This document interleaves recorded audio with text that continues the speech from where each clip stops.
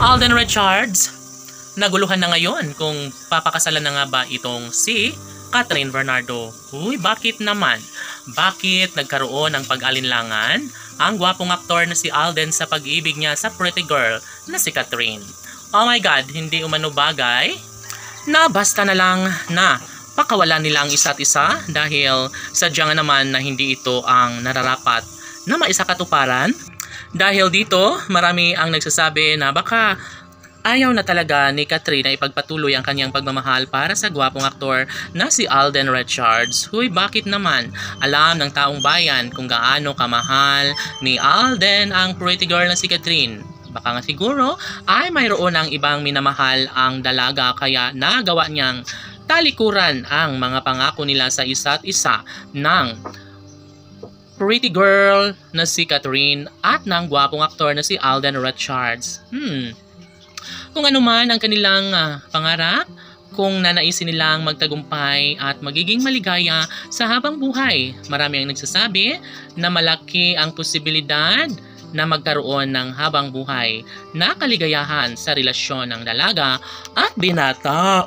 Kahit anuman ang sasabihin ng mga bashers, well, hanggang doon na lang umano sila dahil posible umano na walang mangyayaring pagkakatuluyan sa relasyong tunay ni Alden at Catherine. Kung talagang desidido si Catherine Bernardo na magkaroon ng habang buhay na kaligayahan kasama ang gwapong aktor na si Alden Richards, syempre, datapwat maraming mga pagsubok ang mga pinagdadaanan sa Cat and Love team.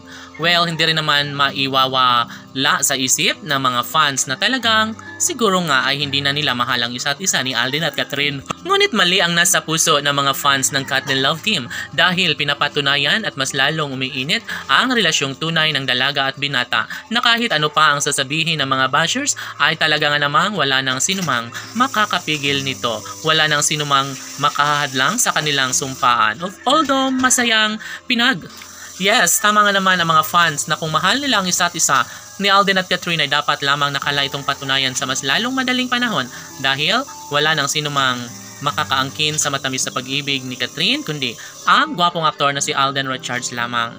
Aanhin pa ang matamis na pag-ibig kung hihiwalayan din naman. Mabuti pa si Alden dahil dahan-dahan niyang ipinapadama ang matamis na pagmamahal para sa pretty girl na si Catherine.